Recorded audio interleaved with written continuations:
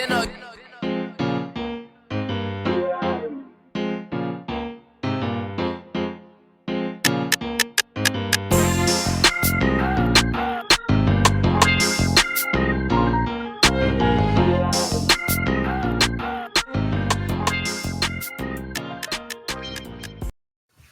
up, what up, what up? Welcome to another episode of New Orleans Basketball and New Orleans Network podcast. As always, I am your host, Raphael Rattler, joined by my fellow middle brother, Garrick Rattler. What's popping with you, bro? What up, bro? Things all good on this side, trying to get adjusted to, turning on TV and there's no sports other than, obviously the WNBA is playing, but it's like, Slam ball. I get it. I miss the TBT? Big three? I miss the NBA, man. Let's just put it like that. You never realize how much, the NBA encapsulates your life and is so important in your life until it's not there. And we was talking about it on pod, like somebody got to do something with these schedules, man. They gotta figure out a way to, when NBA ends, NFL need to pick right back up. And then when the NFL ends, NBA need to pick right back up. Because the dog days of the summer are what they are. So shout out to the WNBA and to Slam Ball and to the Big Three, as well as some of these other sports going on for keeping us entertained. But there's nothing like that NBA basketball, man. Nothing like it. But FIBA comes soon, training camp comes soon. So just gotta wait a little bit longer, man. How's everything on your end? Everything is blessed on my end. It's crazy that the Saints have to go inside because it's so hot outside. Like, bruh, NFL teams have to practice inside because it's so hot outside. It's wild to think about. And we just started August. So, it's going to be hot for a while. But no, man, I can't complain. Everything is blessed on my end. You're right, man. This is the dog days of summer where you're desperate for sports content. Luckily, FIBA games start next week. The U.S. plays Puerto Rico, who will be playing without Jose Alvarado as he continues to get 100% heading into the season. But at least you get something. At least you get some type of NBA players playing in things other than the programs and things like that. But again, it's cool to see, like Navy Griffin said at the end of the season, that one of the issues that Brandon Ingram and some of the other players were having was that they would spend all offseason away from the facilities or whatnot, training and getting their bodies right. But they don't play a whole lot of basketball. So when they get to training camp, they got to get reacclimated into basketball shape and things like that. Well, now Kyra's in pro-ams, Trey's playing in pro-ams, BI's playing in FIBA, Herb and Trey are practicing with them in Vegas. Like, they're doing all the things that, you play year round so that you don't have to get ready, right? Because you're already ready. And so hopefully that brings the Pelicans to another level. Obviously, a lot of fans are worried that, they're going to get injured. But, if injuries are going to come, they're going to come. And so if you're playing basketball trying to prepare yourself,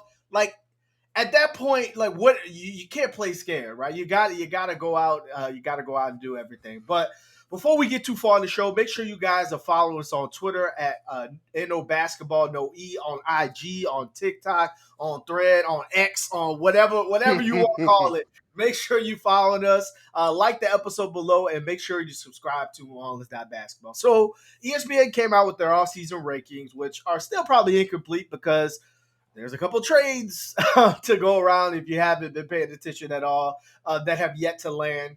But they have the Pelicans at 17th. How do you feel about that? Do you think that's too high? You think that's too low? Pels decide to kind of keep it calm this offseason again. What's your overall thoughts on that?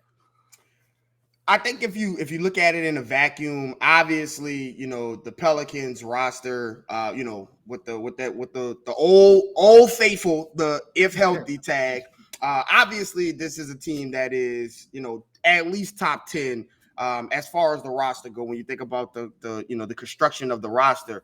But the ESPN is one of those, those power rankings, one of those things where it's like, you have to, what have you done for me lately, right? Show me before I can give you the results. And so, I think 17 is crazy. It's crazy to think that, a team with Zion and Brandon Ingram and CJ and JV and Trey Murphy and Herb, could be behind some of the teams that are ahead of them. But the injuries, the not being able to see it on the floor, I think that lends to media, going and saying, until you show me, we can't give you what the rank is based on your potential, where you could be. So I think once the Pelicans get off, and hopefully, fingers crossed, everybody gets into the season healthy and they go on a nice start to the season. I think that will change very dramatically, especially once Zion reminds people just how good he is. But at 17, with all the things that the Pelicans have gone through and not being able to field a team on the floor for a substantial amount of sample size, I think it's fine. It's fine. The power rankings don't really mean nothing, right? Denver, I'm sure Denver wasn't the number one team in the power rankings going into the season, but they ended the season at number one, and that's really all that matters. So 17 is fine, right? It hopefully what it does is gets the eyes off the Pelicans, because we all know that there's like the eyes circling, the buzzers circle around the Pelicans. Soon as anything goes on, it's reported. So maybe being starting the season at 17 will give them a chance to kind of fly under the radar a little bit, get their footing behind underneath themselves before they start taking off. And then the stories will start coming. The power rankings are coming. We remember talking heads on ESPN from last season. This team is the team of the future. This team has and then the injuries happen and then it all comes apart. But I think 17 is fine for right now.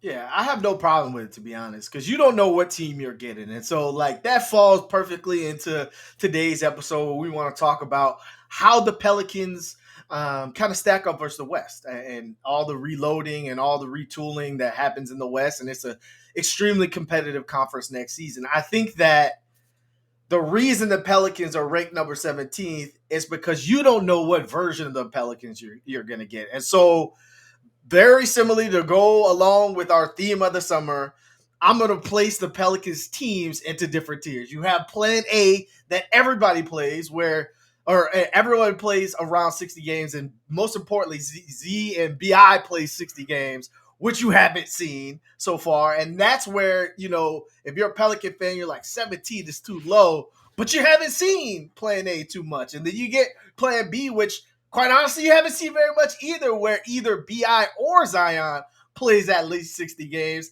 What you've seen the most is Plan C, where neither one of them play at least 60 games. And that's why you're ranked number 17 in the power rankings going into the season. And so, with that being said, let's jump into it. So, last year, our lowest tier was the tank for Victor Wembanyama tier, which consisted of the Utah Jazz and the Spurs. The Jazz caught the memo too late because they decided to start the season at like the barn busters top three in the West. And then we're like, oh yeah, we're not winning anything. So let's decide to reel it back. So they lost out on the Victor sticks. The Spurs, congratulations. You get another number one, 7 foot tall pick who's going to be transcendent. Fantastic. Props to you. But this year, again, in this lower tier, I think it's a little bit different. Like, you look at the West, and there's not really a team where, like, man, they are void of talent. Like, this lowest tier is probably the Spurs are still in it because you've got Victor and you've got some pieces. You've got Vassell, you've got Keldon Johnson, you've got different players Jeremy Sohan, that can add to your roster. But outside of Victor, and I think it's going to take Victor maybe a couple seasons before he's really dominant offensively. He's got to learn what he can get away with, what he can't, as he continues to put mass on his body and things like that. I think it's going to take him a while. Outside of that, you don't really have anyone you can go to say, hey, I'm going to get 25 points out or 20 points out of them every single year. So they've got a while. And then the Blazers, who, again, assuming that they trade Dame to Miami, because eventually that's probably what's going to happen. Like, they're in a situation where they're rebuilding. They've got Scoot. They've got Shaden Sharp. They got to figure out what they're going to do with Anthony Simons. Are they going to move him? Or are they going to move Nurkic? They got to figure out what is of their core. So this tier is not tanking for anyone, but more so, what do we have and how do we begin to build around our young stars? So what are your thoughts about this particular tier, which I still think they're going to give some people fits on a night in and night out basis? Yeah, absolutely. I think, this is a culmination of drafts happening where players are teams are starting to stockpile draft picks. And you're starting to see like the end result with the Blazers for sure, where they're going to be fun, right? With Scoot and Shaden Sharp and Anthony Simons. Jeremy Grant just got paid a boatload of money. I think those guys are going to be exciting, right? They're going to give Portland, an opportunity to kind of grow. It's kind of similar to that first year with the Pelicans when they had BI and Zion, and it was kind of like, okay, there's all this talent, but like let's figure it out. Nobody expects you to win very much of anything that first year, right? Just kind of see what's going on with this team. I think that's very similar to how Portland is approaching it. And you look at the Spurs.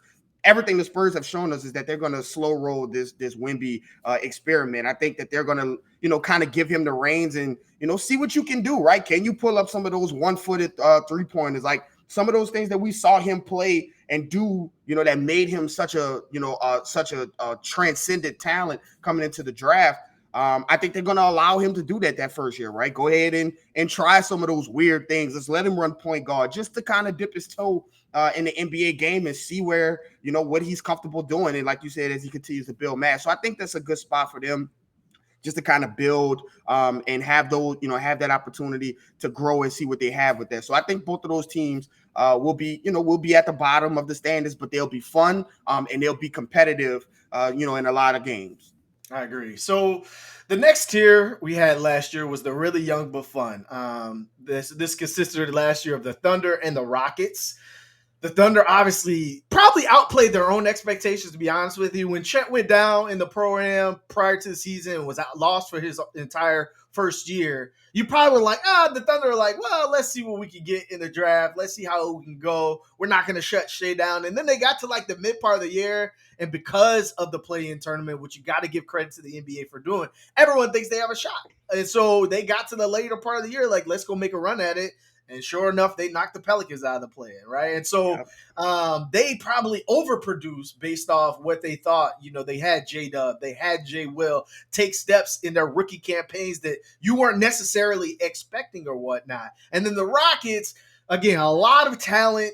I'm thank God that Coach Silas, moved on because he just looked miserable out there trying to coach those young teams and things like that. But these two teams fall into this team again this year. Now, again, I think it's a little bit different.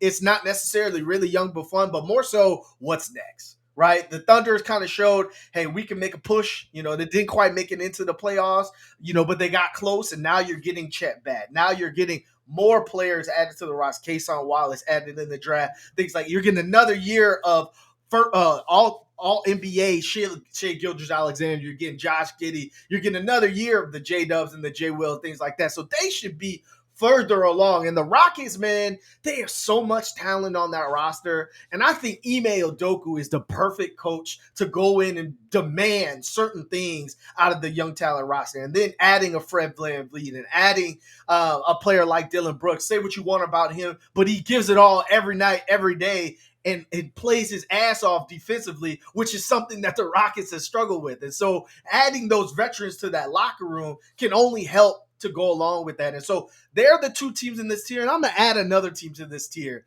the Utah Jazz. Again, we just talked about them. People thought that they were going to bottom out last season. And, they tried to at the end of the year to try to increase their draft pick. But they surprised a lot of people. Like Lauri Markkanen had an all-star campaign, his first all-star campaign. It shows what he can do when he's a more dominant on-ball player and things like that. And then, of course, they have so much talent around their roster. People forget about Colin Sexton, Jordan Clarkson. Like, they just traded for John Collins. And Will Hardy, again, one of those coaches, young coaches that people have high expectations of, and you saw what that looked like last season. So amongst these three teams, who is the team that scares you the most that might, again, maybe outperform what the expectations are going into the season?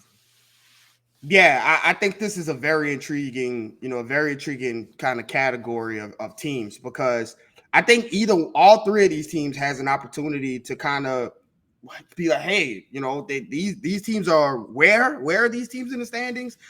Like even middle of the season even. So I think of these three. The team I'm most worried about is obviously OKC with that star power of Shea Gilgeous-Alexander. This is a guy who is a straight up, killer. He is a killer on the floor, and he's so calm, and the team kind of follows him, right? He's just got that quiet confidence in himself. And we saw, at their full max power, what they did, and they didn't even have Chet Holmgren. What they did against the Pelicans in the play-in tournament, right, with Shea going for 30, Josh Giddey going for 30, and then Jalen Williams, the guard, going for 30. I think they all. I'm sorry, Lou Dort going for 30, but Jay Williams being an assassin right next to Shea in that backcourt, and then obviously bringing Chet in to kind of anchor their defense and also give them that unorthodox front court of Josh Giddey and Chet Holmgren. I think that's going to be really, really, a really, really special connection between those two. But I think, Houston is one of those teams where, they're in the Pelicans division. And I don't think the Rockets are going to be great, but we saw the Rockets give the Pelicans a lot of trouble, this past season. And now they're bringing in talent from, Fred VanVleet, the leader, Dylan Brooks coming in and setting the tone defensively in practice. That's only going to raise the level of intensity in practice and things for those guys. And listen, they have some young ballers in Jabari Smith and Alperen Sengun, and now they just brought in Amen Thompson, who's going to be a phenomenal athlete. He's already in that one percentage of athlete. Cam Whitmore, right, summer league MVP, who was cooking. And he's going to be playing with a chip on his shoulder. So just a lot of young guys that are hungry, right? And I think the point you made about Ime Udoka, Fred VanVleet, and Dylan Brooks, those guys working together to kind of point this franchise in a direction where they can become more competitive and be taken more serious. So, that's a team that, like, hey, don't sleep on them. You play them 4 times a season. They can get you a hat, maybe in 2 of those games. And we saw, when Jabari Smith hit that game win against the Pelicans, we saw how 1 or 2 games can cost you from playing in a play-in tournament, from having home court in a play-in tournament, from being in the playoffs and not even have to play in the play-in tournament. 1 or 2 games, and I think Houston is one of those times, because you play them 4 times and because they have so much talent. You want to be careful and take them serious. And obviously the Jazz, with Lauri Markkanen taking his step, Walker Kessler being a defensive anchor. Walker Kessler is going to be on the FIBA team, and we saw how Lauri Markkanen used his EuroLeague run to kind of platform himself and launch himself into this jump that he made. And so they're going to be in a tough out as well.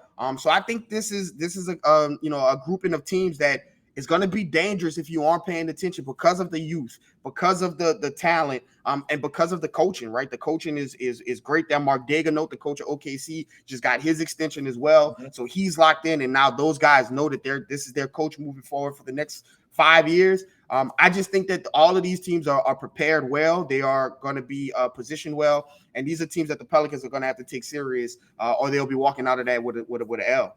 Yeah, something CJ brought up last season was they didn't do a good job versus teams that were under 500. Now, I'm not sure that all 3 of these teams eclipsed the 500 mark. I think OKC's got a decent shot at it.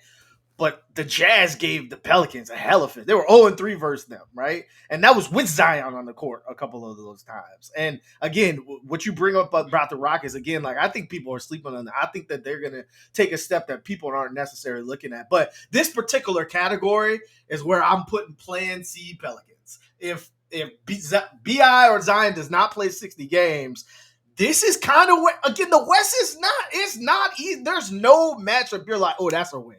You're like, oh, man, you hope it's a win, but, man, they might give you their best every night. And so if you don't have BI or Zion, I think the Pelicans have enough to be in this category, but I don't know if it's necessarily more than that, right? I think this is kind of where it is, and that's where you see them in that 17 mark. So the next tier that we want to talk about is the should be better last season. So or it should be better next season. So last year we had the Blazers, the Lakers, and the Kings. The Lakers and Kings obviously were better last season. The Lakers get into the Western Conference Finals. The Kings finishing 3rd in the West, getting knocked out in the first round, but giving Warriors all they could take in that first round. The Blazers, not so much, right? They fell off very early in the season once Dame went down, things like that. So this year in this category, I've got one team, and it's a weird team. It's the Dallas Mavericks, because, like, you look at that roster and you're like, man, they made some good moves, right? They signed Derek Lively, who I think is going to be a great fit. The Tyson Chandler next to Luka, who's going to get easy buckets and protect the rim with stuff that they struggle with. They have Olivia Maxer Prosper defense kind of replacing a Dorian Finney-Smith because they lost that in the trade to bring Kyrie in the first place. They trade for Grant Williams, another defender who doesn't need the ball, who can match up versus your best player. And I'm like, oh man, the Mavs made some quality moves to enhance their team. And then I look at the roster and I'm like, okay, so Dwight Powell is starting at center. Grant Williams is starting at the 4. He wasn't playing for the Celtics last season. I'm like, who is the third best player on the Mavericks? And so I look at that and I'm like, can Kyrie and Luka be enough? They're gonna be better. Putting a whole off season together, getting some pieces that makes sort of like the Lakers last year, getting some pieces that make sense and like their roster makes sense to kind of fill them out. Josh Green's a young, excelling player, things like that. But are Kyrie and Luka, who may be two of the most skilled players to ever touch the NBA floor, are they enough to go deep in the play? They're gonna be better, but how much better? What's your thoughts on the Mavs? Yeah, I think this is a good spot and a good description of the Mavs that you gave. Listen, they have two supernova talents, right? Kyrie Irving, as many accolades as he gets, and as many bad things are said about him, I don't think he's appreciated enough. This guy is a basketball savant. I mean, he is one of the best basketball players I've ever seen with my own two eyes. Just the way that he can handle the ball and make people just look silly and raise his level up. Especially playing next to a superstar. I think he's one of the better co-pilots in the NBA. And Luka obviously speaks for himself as being one of the best players to ever come into the league. Right, he came into the league just being phenomenal, just off the dump was incredible. But again, we've seen how having guys have all of the weight of the entire team be on their shoulders and not really have the necessary help. We've seen how that works out as far as teams go. And so when you look at them in relation to the Pelicans roster, right? When you have Luka and Zion, all right, fine. Let's say they play each other to a stalemate. And then you look at Kyrie and Brandon Ingram. Let's say that they play each other to a stalemate, right? And then after that, who's that third best player on the Mavericks versus, CJ McCollum or some nice Trey Murphy? I think I'd take CJ and Trey Murphy over anybody else on that Dallas roster. And that's before you even get to, Jonas Valanciunas and guys like that, other guys who can score for you and are reliable. So I think, like you said, it's gonna take Kyrie and Luka to do some serious heavy lifting. If any one of them gets hurt, it might be an issue for Dallas because of the lack of depth. But they did make some moves that make sense for their team if they're all healthy, right? Having those defenders, having people to protect the rim, and Derek Lively, having Grant Williams come in and be a defender and raise the level of intensity in practice and make everybody else around him better as far as bringing that level of intensity in the defensive side of the ball to the team. But I just don't know if they did enough to have Luka and Kyrie positioned in a way where they'll be in deep into the playoffs, making contributions. I think that they still are a move or two away. But again, the Pelicans have had serious issues guarding Luka, whether it's Herb, whether it's Zion, whether it's Brandon Ingram. He is just a nightmare matchup, and he can be the force to drive you into a win over the Pelicans. But I still think the Pelicans have a better roster. I think that they're a better team than the Mavericks, obviously health withstanding. So I think that the Mavs are one or two moves away from being where I think that they want to be. But I think I'll add an additional team to this. I'm sure we'll talk about them later. I think Minnesota's in this roster, in this category, because I think that where they finished last season, I think that they can finish a lot higher this upcoming season. Now that Ant is fully locked in. And with his contract, I think Cat and Gobert will have a full season of training camp together where they'll be able to gel, and they'll come out the gates playing a little better than they have, right? And Jaden McDaniel's going to be back since breaking his hand from punching a wall. I just think that where they finished last season, I think that they'll finish a lot higher this season. Now that they have everybody kind of locked in and know what's going on, because if they don't, they'll start to have to make financial decisions. So you want to, well, they're going to have to make those decisions anyway, but you want to make sure that you're getting the most out of it. And I think that this is the season that Chris Finch gets those guys and they become that regular season win machine this upcoming season. Fair enough. So last year, the next year, we had the Kenny carried over team. Obviously, the Grizzlies had a great year the prior two, and they had a great regular season last year before getting ousted in the first round by the Lakers. Now, obviously, you got Ja Morant missing 25 games, and so, that's a little bit scary and things like that. But going into this season, the teams I have in this tier are two teams. That's the Sacramento Kings that I don't want to say they shock people because you and I talked about it. Like, I knew that they were going to be a much better team. Now, I didn't know that they were going to be the number one offensive team in the league, but I knew that they would be a much better team going into the season. And I predicted they were going to make the playoff. I just didn't think they'd be the 3 seed, right? And then you got the Lakers that fall into this category, which most of the season, Pelicans fans are like, oh, man, we about to get Victor Wembanyama with the Lakers pick. And then they made the trades that were marginal trades, but it made their roster make sense. And some of those players didn't even play. Malik Beasley's not even on the team anymore. Jared Vanderbilt was out the rotation in the playoffs, but it made sense for their roster. D'Lo wasn't great in the playoffs, but helped get them there in that scenario. So you look at the Kings and what they were able to do. You look at the Lakers, who basically just ran it back with their squad and things like that. And my question to you is, what's more likely to happen? Antonio Daniels, shout out, always says this. Growth is not linear. Just because you have a great look at the Pelicans. Just because you have a great season doesn't mean the next season you're going to go from 3 to 1. Like, a lot of things changed. The Kings benefited greatly from health. They almost missed no games with their star players and things like that. So is it more likely for them to take a step forward? Or is it more likely for the Lakers to make it to the playoffs healthy again? Because they did last year, and they did in the bubble year when they had a 2-month break. But outside of that, it hasn't been there. So what is more likely in your scenario, in your opinion? I think it's more likely that the Kings take another step. And that they maybe go in further into the playoffs. Maybe they win that first round and get into that second round. Because listen, the Kings they've shown you that they will get them up. They will get them up. They will score in bunches. I think they had a game last season against the Clippers where the score was like 170 to 168, something ridiculous. So they have poured into their identity as far as the offensive side goes. And I think Mike Brown is going to find a way to reach in and get that defensive intensity from some of their guys. Now, are they going to be able to do it with the roster that they have? We'll see. But I think that Mike Brown is going to try to instill some of those defensive principles going into next season. But as far as the Lakers go, listen, they have LeBron and they have AD. And as long as they have those two guys on the team, they're going to always be competitive. They're going to always be in the mix regardless.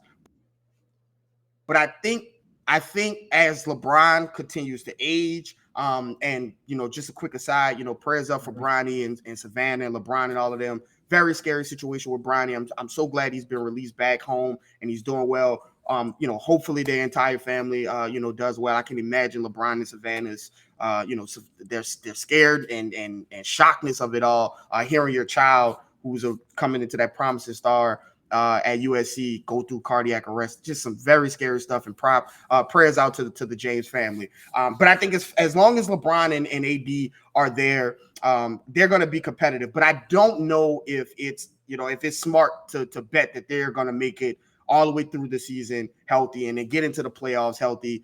I think, you saw AD play some MVP type ball for a stretch and then he went down, right? And I think that's just something that they have to prepare for. And, as LeBron ages and AD ages, I think that they're going to pivot more to, kind of letting the other guys do some of the heavy lifting earlier through the season. Like you talked about D'Lo not being great in the playoffs, but these roster moves that they make help them get to the playoffs, right? Young guys who can come in, score, and do some heavy lifting for LeBron while they're there. And apparently Jackson Hayes is going to start and be, the center to fix it all. So, we'll see. But But yeah, I think I think it's more likely that the Kings make a next step than than the Lakers getting there healthy. Just based off history, and if LeBron and AD get to play the entire regular season healthy and get to the playoffs, then they're gonna have to start looking at LeBron and see some of them cybernetic parts of his body. Because at 38, 39 years old, bro, there's just no way he makes it through the entire season, playing every single game or close to every single game. And then AD obviously deals with his injuries every single year. It's just something that you have to bake into the season, kind of like Kawhi and Paul George. Right now, obviously, kind of like Zion and Brandon Ingram. It's just things that happen, right? These guys need to take time off. But I think that the Kings are more likely to take a next step and maybe even win a playoff series next year and get to that second round more than the Lakers being healthy. Yeah, and getting to the I like the Lakers additions. Like, again, people joke on Jackson, but I actually think AD and Jackson could actually fit because Jackson plays on the perimeter and can guard that way and can help rim protect. But AD, you still gonna have to guard Jokic. So that whole not playing the five stuff, and they brought in Gabe Vincent and things like that. I think that's a good fit. It's funny you bring up the Pelicans because this is where I have Plan B Pelicans. If Zion or Brandon Ingram play at least 60 games, look. If Zion is available like he was playing in December and you extrapolate that over 60 games, this is the category I will put the Pelicans if BI does not also play 60 game alongside them.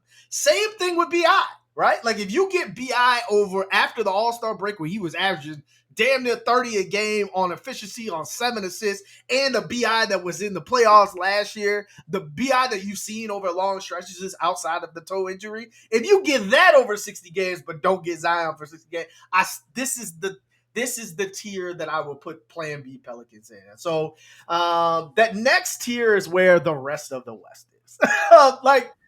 like the West is just there's just so much talent, and like that's why the NBA is in a great spot. Like there's just so much talent on every team, and now you've got the expansion teams coming in a couple years. Like there's just so much talent in the NBA that every night you probably gonna have some really good games on League Pass. So this is where you've got the Suns, who again they said to hell with depth, to hell with the draft. We got 3 of the best shot makers and contested mid-range shooters in the league. And we got DeAndre Ayton, who wants more shots, who's probably going to get less shots, but just got to stand by the goal and be ready because you have such firepower. And then you got, this is where I think the T-Wolves are. You talk about them taking the next step into that. Listen, maybe this is giving away how I feel about Anthony Edwards, but I just think that guy is different. Like he changed his number to 5 because that's his number, and he says he's going to come out a totally different player, and I believe him. You talk about going to FIBA. Outside of Brandon Ingram, the best player on that FIBA team is Anthony Edwards, and I think those two are a little bit heads and shoulder over the rest of the roster. So what's it going to do for him, and how is he going to elevate that team? The question with the T-Wolves to me is maturity, because Cat came in at the end of, after missing so much time last year, came into the end and was just trying to get in where he fit in. But now this is Anthony Edwards' team. And so now it's like, okay, how do we get the most out of Cat and the most out of Ant? And is everyone okay accepting their roles moving forward? But again, I think that team, we talk about all the other the teams in the West that have so much firepower, but don't necessarily have the wing defenders to guard the firepower that's in the West.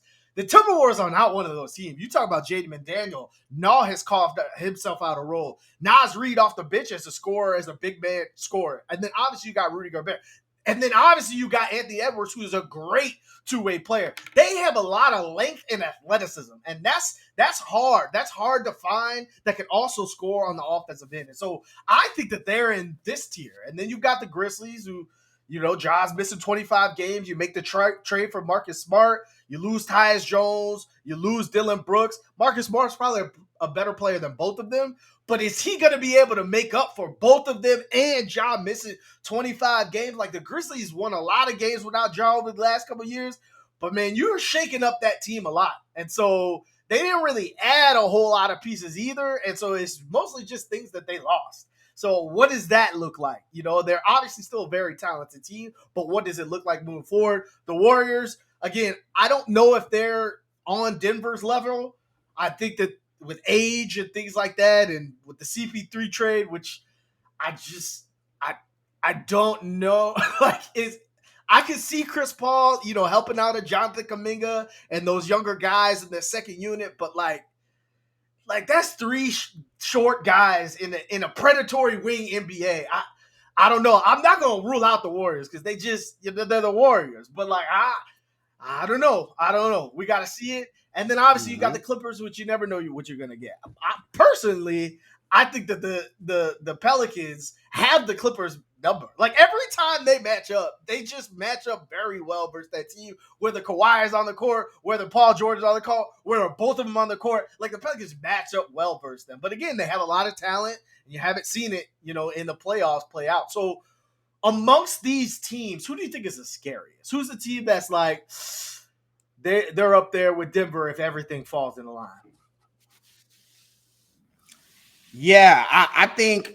Listen, people are gonna talk about the depth and all of that, but if Phoenix can get these guys all together playing, and listen, all of these guys know they're very smart basketball players. Bradley Beal, Kevin Durant, and Devin Booker are all very smart basketball players. So they are aware of the shortcomings that they have. They are aware of the narrative around them. But I think those guys, like now that Devin Booker is going to come in as like the point guard, I think that making that decision lets the world know that these guys want to play together. Like they all want to make this work. And with that amount of talent, Bradley Beal now playing, he talks about playing in games that matter now, right? And that he's going to be able to compete at a high level night in and night out because the target is on them.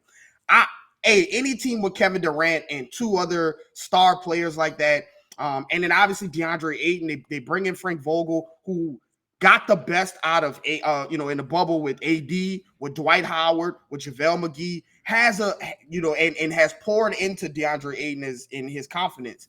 And then they have like Eric Gordon. They brought in Eric Gordon, who can still shoot and guard up a position. And Drew Eubanks has some switchability with him. Utah Watanabe, we talk about, can Herb hit those corner threes at a 40% clip? This is a 43, 44% corner three sniper who Kevin Durant loves from his time in Brooklyn and loves playing with him. So they have a lot of guys that like fit into, if you want to run KD and Book and then have Bill and DeAndre Ayton on the bench and then bring those guys in with Watanabe, there's just a lot of mix and match ability. And if they can just get it together and stay healthy and stay on the floor together. Now, that's a big question with all three of these guys. But if they can stay on the floor together, they are going to be a scary team, especially when it comes to playoffs, where you don't have to worry about game planning for the next team and the next team and the next team. You're focused on one team. Good luck trying to focus on them. Now, my question to that is, even in all of this entire,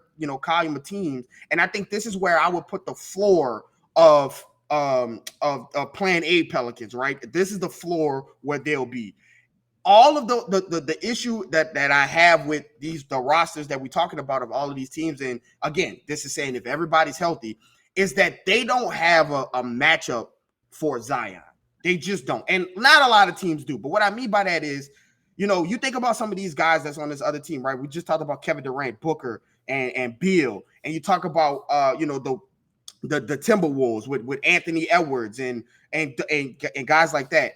The Warriors with Steph and Clay. Like, obviously, those guys are going to get their numbers. But you can see Herb standing in front of those guys. You can see Dyson getting some minutes ahead of those guys. Najee might even be able to contribute defensively at the rim with those guys, right? There's not that for any of those teams for a Zion, right? When you think about Jaden McDaniels as your best wing defender, he can't stay in front of Zion. He's too skinny, right? Draymond and all of the things that make him great as a defender, I don't think he's going to be able to guard Zion for an entire game. That lineup of Kevin Durant and Bill and Booker and DeAndre, like, is Josh Okogie going to be guarding Zion? Because that doesn't seem like a great idea either, right? Or is Torrey Craig going to be right? Good luck, right? Good luck. So that is where that Zion is such a unique talent that it becomes almost like a trump card for these teams, because I think he's the one that puts them, he the one puts them over. And I think when we talk about this next category, this one of one, I think that's where I would put the ceiling. And I think it strictly lands on Zion. And I know it's cliche and it's like, oh, If Zion playing that the Pelicans are really good, breaking news there. But I just think that Denver at least has a guy, right? In Aaron Gordon, that he cannot guard Zion, obviously, but he has the physical abilities. He's tough. He's athletic to at least be a guy to stand in front of him. Whereas I don't really think that any of these teams have a guy like that. And I think that's what makes Denver, one of the teams the team that separates themselves from them as relation to in the Pelicans. So when I think about the team that worries the Pelicans the most here, I think it's Phoenix because of their ability to score and have so many guys attack from so many different levels. The Timberwolves are one of the teams that I'm like, the Pelicans need to be very careful with them. Now, we saw Zion kind of take over against the Timberwolves and do whatever he wants, but they're going to be coming back better. They're going to be coming back more hungry, and is going to take another leap as well. So you want to make sure that you're worrying, you're not overlooking them. But Phoenix is that team. But I still think that if Zion and Brandon Ingram are healthy, that I would put them at the top of this tier. At least in that top 2 with Phoenix, and Golden State, even maybe in that 1, 2, 3, because I'll never count out Steph Curry, and I'll never count out Klay Thompson and those guys and Steve Kerr until they walk away. But I think that the Pelicans' floor, if all is healthy, plan A Pelicans, I think that their floor is right up there with Phoenix and Golden State at the top of this tier. Yeah, you make a great point, and that's why I agree. I think the T-Wolves are the matchup that's the worst for the Pelicans. The Grizzlies a little bit because the Grizzlies like to score in the paint, and the Pelicans have not addressed rim protection yet. But the T-Wolves, to your point, like there's nobody in the league that can guard Zion one-on-one. Like I just feel confident in saying that no one by themselves is stopping. You might slow him down, so he might shoot 50% and score 20 points instead of scoring 28 points on 65%. You might slow him down.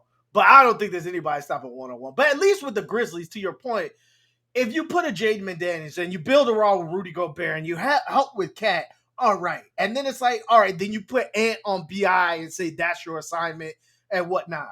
But like the Suns, if you put Torrey Craig on Zion, who is guard Brandon? Devin Booker or Bradley?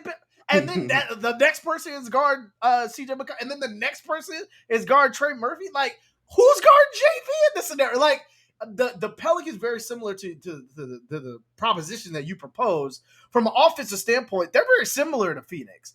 If you've got a matchup or you're throwing your defense toward 2 of the players or 3 of the players, well, JV on any night, if given the ball, can get you 20 points. Obviously, Zion and BI can get you 20 points. CJ is a career 20-point shooter. Trey was averaging 20 points on like 8 shots at the end of last season for the last 2 months.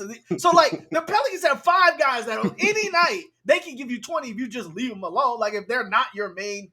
And there's not a whole lot of teams that fall into that category or, on the opposite side, have the defenders to stop your offense as well. And the Pelicans happen to be positioned where they have a lot of both in that scenario. So, again, to your point, this is plan A. Like, if everything goes well, the Pelicans are a super well-constructed roster. Like, a very well-constructed. You have your defenders. You have your energy guys. You've got your shooters. You draft Jordan Hawkins. You've got your stars. You've got your elite players. You've got the things that you need to win. But are they available come playoff time? And so I agree with you.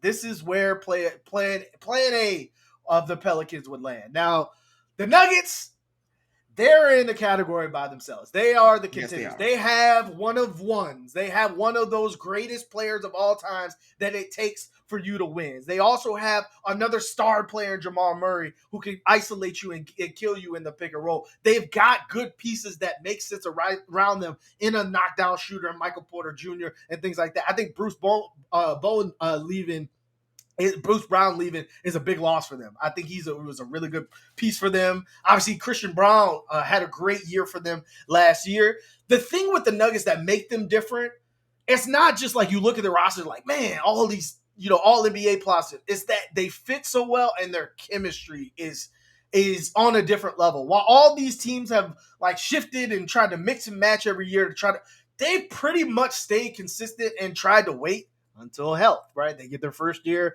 of a healthy big three and they win a championship, right? And it finally works out for them. Their team works so well together. Like the pick and roll with Jamal Murray and Nikola Jokic, like it's unguardable because like you don't know what to do. And Jokic is one of the best passers of any position of all time in the NBA. Like they just know where everyone's gonna be. They know where everyone's spot is. They're making seamless pass, no look passes because they know where everything has to function and where everyone has to be at their best. And so that's hard to replicate. I think, to start this season, knock on wood, the Pelicans are healthy. I still don't think you're going to get the best version of the Pelicans because their best 3 players and 4 players with Trey Murphy haven't played a lot of games together. So, like, it's going to take some time for Willie Green. It's going to take some time for the players on the court to understand, how do I get the most out of that? How do I get the most out of Brandon Ingram while Zion is still on the court? Like, how does he stay dominant? How do I still get Trey Murphy shots when Zion and Brandon Ingram and CJ are on the court? Like, you're going to have to figure that out as a unit.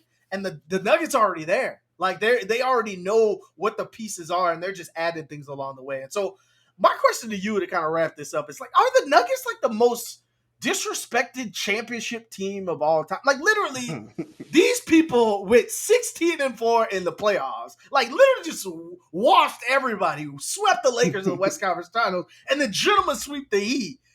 And then like as soon as the parade was over, everyone's like, yeah, so next year, you got these other teams. You got the Sun. I'm like, wait a minute. I'm like, wait, they have the exact same team coming back, the exact same coach coming back. Like, what am I missing that people are just not giving them the respect due? What are your thoughts on that? Well, I think it's 2 things actually. So I think the first thing, why they have not gotten, the accolades or the attention that other champions have gotten. Number one, they follow behind their leader, right? Nikola Jokic. Nikola Jokic won a championship. Went into the post game presser and was like, "Wait, when is the parade? God, can we do this earlier? I really don't want to do this. My man said to get I want to home. go. Yeah, I want to go cross back to Serbia and win a championship horse racing, which he did. So I think it's just he's such a non-vocal guy and not a guy that wants all the accolades and the things about him. And Jamal Murray is very similar, right? This is a guy who's very, talk about him as you will, very humble, went through a life-changing injury, and now is just appreciating the championship. But he's turned his focus to winning a gold medal for Canada. So they're not the team that is, hawking on their wins, hawking on their title. And I think the other thing is that the NBA is in a very, very open part of their life right now, where you get Milwaukee come in and win a championship. Toronto gets in there and wins the championship. Miami gets to the finals 2 of the years where Boston should have been there. Boston gets to the finals. Golden State, and it's just every other year it seems as though there's another team, a different team. And I think we've gone away from the Golden State and Cleveland going to be in there every single year. So now it's so many different teams where it's like, okay, you win one, but like, are you going to come back and do it, right? We've seen Milwaukee not get back to the finals, right? As great as Giannis is and as incredible as they are, Phoenix has not gotten back to the finals. We've seen these teams get there, and some of them win, but they don't get back, right? Boston got to the finals, hasn't gotten back. So I think it's a situation where, yeah, you won one, right? And congratulations to the Nuggets. They are a deserving champion, washed the entire playoffs the whole way through, to the point where Bruce Brown is getting on podcasts talking about the hardest team that we played was the Timberwolves, which was in the first round, right? There were 3 other rounds after that, and they were like, yeah, that was rough. But at the same time, what else can you consistently do this, right? Can you, as great as Joker is, can you consistently do this? And I think it's good for the NBA, right? Because everybody comes into the season with at least 95% of the teams, 90% of the teams saying we could do something, right? This isn't just a wash season. This isn't just, it's going out. Everybody believes they can do something. What that something is, especially now with Miami making a run to the finals after being down by 20 or down by 15 in the play-in tournament, and making a run to the finals without Tyler Hero, I think it shows that if every team, given a matchup, any team can do anything. And so I think that's why. But to your point about Denver, I think they are in the tier of their own.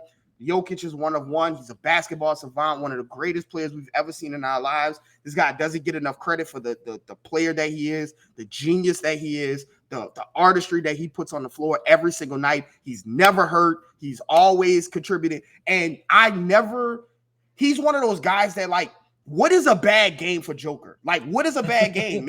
20 and 10? Yeah, like 20 and 10 and 8. Yep. Like, that's a bad game for him because he's so good.